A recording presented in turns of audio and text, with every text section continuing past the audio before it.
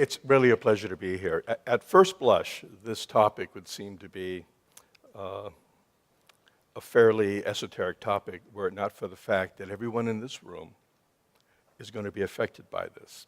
And this topic we're going to discuss right now is how do doctors, or shall I say, how should doctors know what is the best treatment? And it's the role of clinical trials. I mean, historically, there have been a lot of questionable, shall we say, remedies foisted upon an unsuspecting public. So the question becomes, how do you actually know that these treatments work?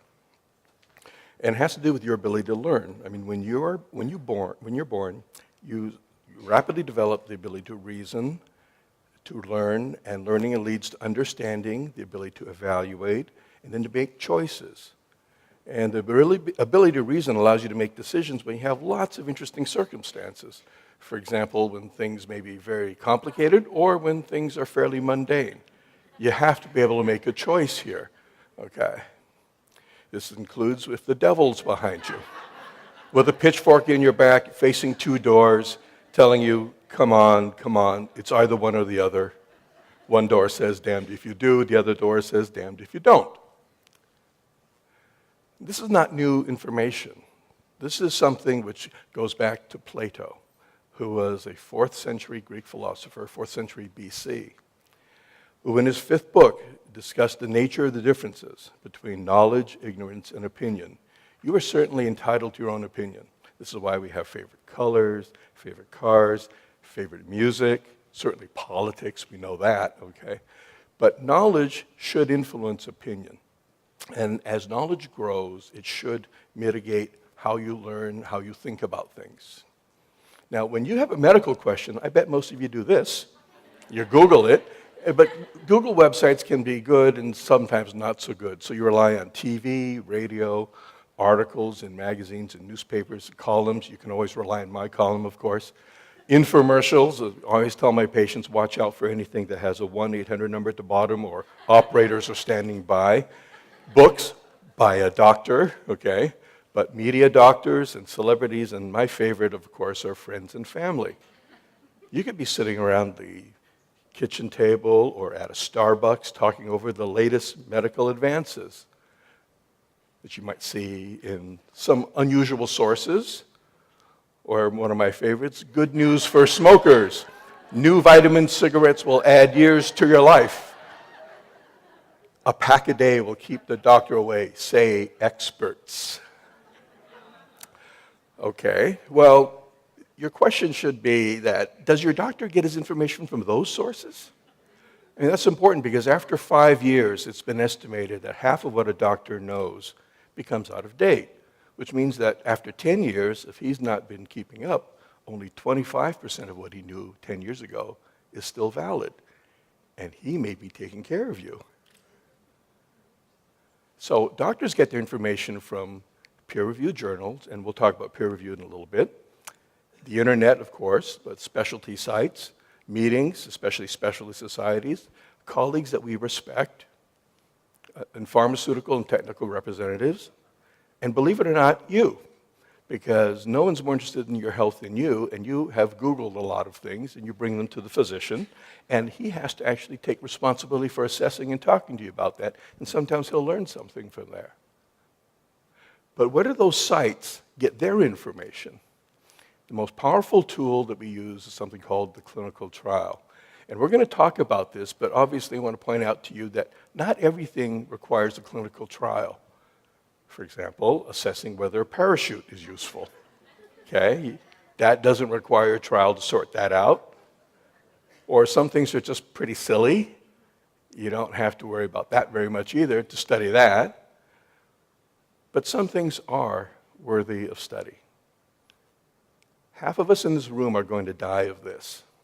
Okay? This is a rhythm strip showing ventricular tachycardia degenerating into a rhythm disturbance called ventricular fibrillation, which is an ineffective cardiac output rhythm. You don't generate any blood flow or blood pressure. Okay?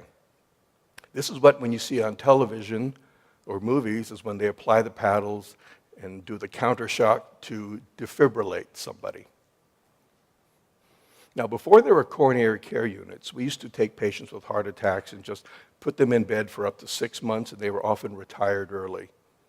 But after the development of the coronary care unit in the 1960s, we began putting heart attack patients in concentrated areas in the hospital and studied them very carefully. A lot of research work was done, and we learned a huge amount of information about the disease process, better strategies, mortality rates improved, rehab was developed, patients were able to get back to work. But this is some of the things we learned. Here's a rhythm strip again with a normal sinus rhythm here, but here's a big complex here, has many names, but we're going to call it today the premature ventricular contraction, or the PVC. After heart attacks, we saw that sometimes PVCs came at increasing frequencies. Sometimes they would have runs of them. Sometimes you'd have lots of them. And of course, they would sometimes degenerate into this rhythm called ventricular fibrillation. The coronary care unit taught about these high-grade arrhythmias that would cause sudden cardiac death. This is how we developed CPR. This is how we developed the defibrillator. But over the next 20 years, we developed more and more antiarrhythmic drugs of increasing potency. I can tell you that when I was in training, the mantra was, eliminate the PVC, because clearly this was a bad thing to have. So after a patient had heart attacks, you tried to minimize the presence of the ventricular premature beat. So the NIH in the 1980s started something called the Cardiac Arrhythmia Suppression Trial, called the CAST trial. This was a randomized, multi-center, double-blinded clinical trial. 27 centers, over 100 hospitals in the United States and Europe. Hypothesis was that suppression of the ventricular arrhythmias in patients who had damaged their heart muscle after a heart attack with potent antiarrhythmic agents would reduce the death rate. We looked at patients who documented heart attacks, less than 80, had frequent PVCs per minute, and had a diminished ejection fraction. Now, an ejection fraction is the amount of blood that your heart pumps out with every beat. Normally, it's at least 60%. They were loading the dice here with patients with ejection fractions less than 40%. The interventions we used were powerful and effective antiarrhythmic agents. In fact, they loaded the dice here too, because you actually had to show suppression of the arrhythms before they would even let the patient come into the study versus a placebo. And the endpoint was mortality. I got to tell you, there were a lot of doctors during this era who had grave concerns about enrolling their patients into this trial because of the possibility they would go into the placebo arm, because they knew or they believed that that was a bad thing. So what were the results of the cardiac arrhythmia trial? This study was terminated prematurely because there was a 2.5 times increased death rate in the treated group. Treatment was worse than placebo, absolutely unexpected result, and it dramatically changed how cardiologists viewed arrhythmias after a heart attack. And it validated the role of the clinical trial in assessing new therapies. So we're going to talk about this now. What is the randomized, double-blind, parallel group, placebo-controlled clinical trial? Well, randomized simply means that the choice of therapy is a random table of numbers. It's a flip of the coin, if you will. It's not because, I like you, so you're going to get the real drug in. I'm not crazy about you. You get placebo. Okay. Doesn't work like that. This is absolutely by chance. Double-blind means that you don't know which treatment arm you're in. That's because we have to avoid something called a reporting bias. If you notice something and you know you're on live drug, you're much more likely to report it because you know you're on the live drug. Whereas if you know you're on a placebo, you're much more likely to just minimize it and not report it. Well, that's a single blind. Where does the double blind come in? It's because the doctor doesn't know either.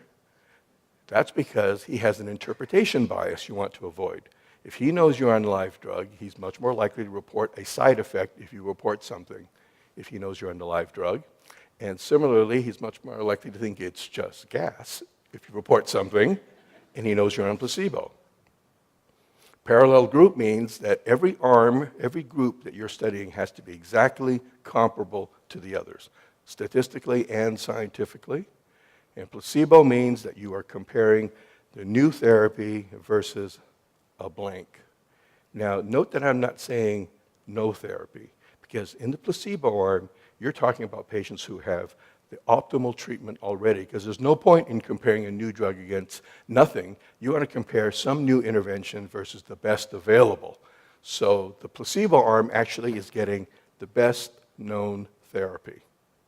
And that's what a randomized, double-blind, parallel group, placebo-controlled clinical trial actually is. Now, what about the theories behind it? Why is it done this way? Well, there's something called the null hypothesis, which we have to reject. The hypothesis is that there's no difference. The assumption is there's no difference between the new therapy and the standard therapy. And the treatments have to be compared without bias, and the groups have to be truly comparable scientifically and statistically. And as demonstrated by the CAST trial, there may be a difference between what your physician believes to be true versus what is known to be true. If you know that something is better, then it's really unethical to do a clinical trial. The hypothesis has to be something you can test. That means you have to be able to characterize it and be able to quantify it. You can't just quantify things like feelings, although we've actually got some pretty good tools for that nowadays. You have to strictly define the population you want to study, because you want to avoid something called the confounding variable. That's why we have very detailed inclusion criteria, which discuss exactly who exactly we want in the study, but almost more importantly, we have lists of what are called exclusion criteria. And the reason those are important is you need to make sure there are no variables that could cause you to misinterpret the results. For example, if you're doing a mortality study in cardiovascular disease, things that we do a lot, you don't want patients who have other end-stage diseases which may have an adverse effect on the outcomes, not attributable to the new therapy. It's also important for you to figure out how many patients you're going to need to prove that there is or is not a difference between the new treatment compared to the best of the standard therapies. You have to be very, very cautious about making really big conclusions from really small numbers of patients, because your confidence intervals, in other words, your reliability of having an accurate answer, is significantly reduced if you don't have enough patients. So we talk about something called statistical significance, which is the likelihood you're going to get the right answer. In biomedical research, that standard is set pretty high. We have to prove, statistically, that there's less than a 1 in 20 chance, or less than a 5% chance, that the result we got occurred randomly, occurred by chance. Okay, that's why we call a p-value of less than 0.05. And it also depends on the expected differences between the new treatment versus standard treatment. For example, if you've got a really, really big difference, you don't need very many patients to show it. You know, in my parachute example, I don't think you need more than 2 patients in that trial. In fact, I bet you'd have a hard time randomizing a 3rd patient. Now, this might glaze over a little bit here, but I need to mention this something called a type 1 and type 2 error, because these are important concepts. The type 1 error means that you've rejected the null hypothesis when it's correct. In other words, you think there's a difference when there really isn't. It's what we call a false positive. Now, in our system of jurisprudence, we assume that a man is innocent until proven guilty. In other words, man equals innocence. That's the null hypothesis there. Well, if you have a type 1 error in the judicial system, you've convicted an innocent man. A type 2 error means that you've accepted the null hypothesis when it's incorrect. In other words, you think there's no difference when there really is. And that's what's called a false negative, or the equivalent here is you've let a guilty man go free. Now, the most important thing we do in clinical trials is protect you, protect the subjects. This is why we have something called informed consent, and this is where you actually get all the facts about the program to help you decide if you want to be a participant or not. You learn about the purpose of the program, the details of the therapy, what's involved, how long it's going to take, whether you get paid or not, how to contact the research team if there's any problem that you might have. The benefits, obviously getting access to new therapies before they're widely available, getting expert care, usually at no charge, with the best standard therapy at a credentialed center, and obviously helping all of us advance medical knowledge. And the risks may be that the therapy may be less effective, there may be some adverse effects, it may take a little extra time for you to participate. And getting this consent is really important to have in a language you understand, and making sure you talk to family members, partners, and spouses. So I want to point out that when you're talking about spouses and consent, here's a physician with his colleague talking about this patient, telling him, I explained the risks to his wife, and she thinks we should take a chance. Now, again, protecting the patients is our prime directive. So within these trials, we have something called steering committees. This is a group of physicians who are responsible for conducting the trial with absolute integrity. But perhaps the most important component, in my estimation, is a group called the Data Safety Monitoring Committee, or the Data Monitoring Committee. They are called DMCs. These are independent groups of physician scientists and biostatisticians who can look at the unblinded data, who are tasked with doing it on a periodic basis and making a determination, are we a go or no-go? Every once in a while you hear about a clinical trial that is stopped prematurely, either because it worked better than they thought or it didn't work, there was a lot more toxicity. It was this Data Safety Monitoring Committee that did that. You can think of them as the subject's guardian angel in the research project. They look at all the blinded, unblinded data, and they have absolute control. They report to the steering committee, which then decides whether to proceed or not. There's something called an adjudication committee, which are people who look at the outcomes and endpoints to make sure that anything which is reported as a possible side effect really is or is not a side effect.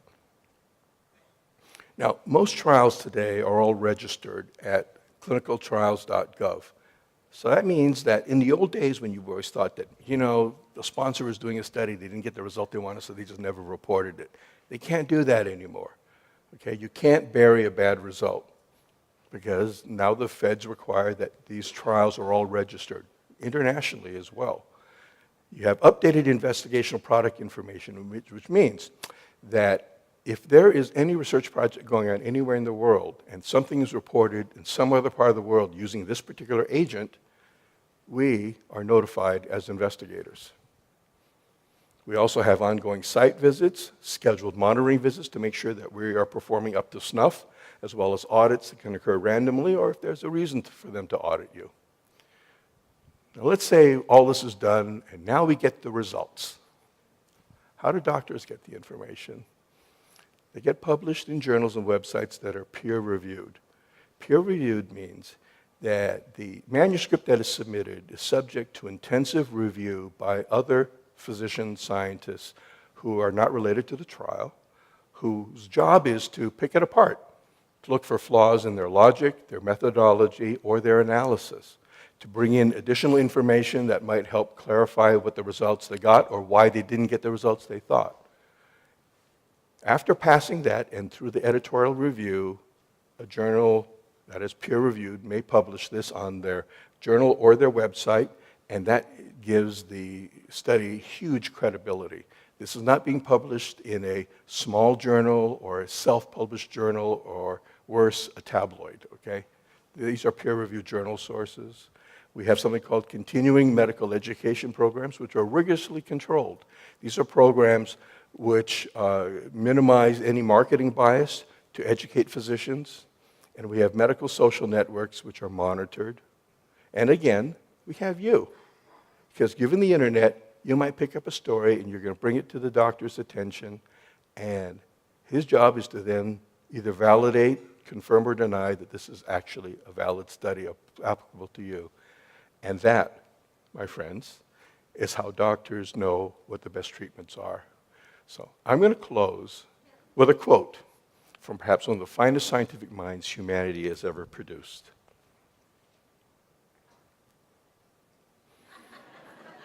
If we knew what we were doing, it wouldn't be called research.